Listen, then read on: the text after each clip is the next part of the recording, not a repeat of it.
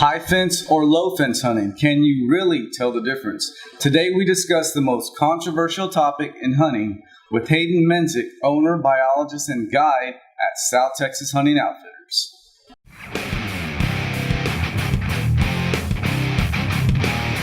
You are listening to the Wild Buck Podcast, home of the best deer, exotic, and big game hunting throughout Texas, the U.S., and Mexico. Let's jump right in.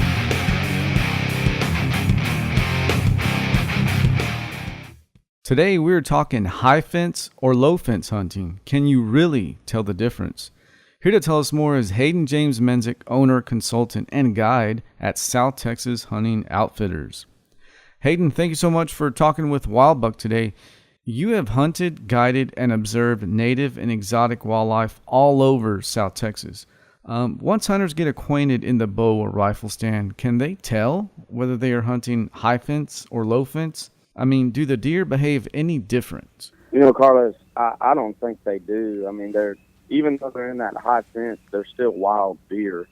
One thing I tell guys that your first-time hunters hunting with me and they're on the high fence, they're on the fence, whether they should hunt high fence or low fence. You know, I tell them, hey, you know, on the ranches that I hunt, the only way you're going to know that you're hunting a high fence ranch is when you come through that front gate, you know, and it's the high fence. Mm-hmm. So once you get on the property and see how these deer act, and you know they're wild, just like they would be on a low fence. Mm-hmm.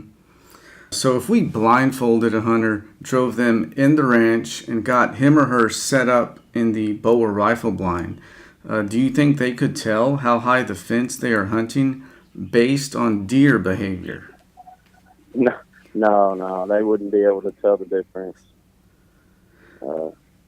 They, you know, it just like I said, you know, their deer are still wild, even though they're in a ranch that's a high fence property. They're still going to act like wild deer. You know, they're still going to chase does and eat and, you know, fight and have all their same, do everything that a whitetail does. Mm-hmm. You know, it doesn't change them one bit. Deer behavior isn't dictated by the height of fence they're behind. For example, there are many low fence deer that are comfortable around humans, and vice versa. Many high fence deer are extremely wild and tough to even get a shot at, you know, bow or rifle. Can you shed a little bit of light on this? Yeah, you know, that's a good point. I think it comes down to how you take care of your deer, and by that I mean how much pressure you put on them, how you feed them. You know, year-round feeding programs, supplemental feeding programs, road feeding. You know, before deer season, you start road feeding daily. You know, it gets the deer kind of used to, you know, somebody being in the pasture feeding, and they're still wild, but they it's not like, you know, they've never seen a person before. Mm-hmm. And that, you know, helps out with the amount of deer you see and stuff like that. Yeah, let's talk about the concept about reverting to their wild ways. You know, I know there's a lot of ranches out there that kind of supplement their herd with stalker bucks, if you will. And, you know, when they're released, I mean, within a matter of weeks, if not days, I mean, they pretty much revert to their wild ways and become a challenge to hunt. Would you agree with that?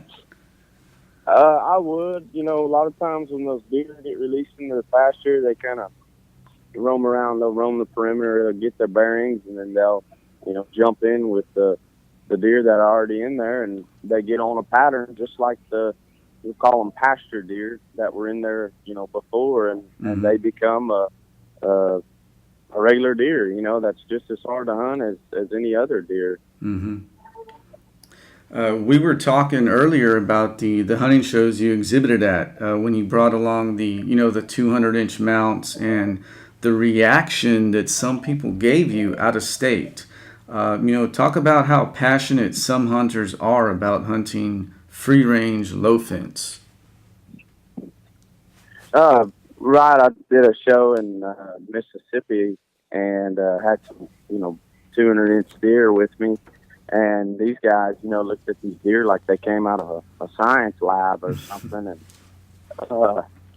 people that aren't from Texas or from an area where high fences are common, I don't think they know a lot about the management that goes into these ranches, and that high fence is just it's a tool to grow bigger deer and to manage your deer, and I think it's one of the best tools.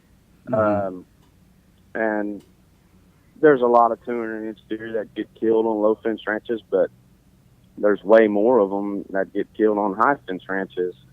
And a lot of people, and unless you're going to hunt a high fence ranch, you're going to have a hard time killing a deer over 200. And these people, that I know and become friends with from other states that have hunted with me and spent time, with me on these ranches, when they first started, they, were against the idea. They thought, maybe these were pins is what they called them, hunting in the pen. And once they saw, how the deer's behavior were and the quality of deer that we can grow, they began to appreciate it like I did, when I first learned about it. Let's get one thing straight about high fences. They are no guarantee to keep deer in. And like you said, they're more of a deterrent or a management tool. Speaking of wild deer, do you have any stories that come to mind about bucks escaping high fences, over or under?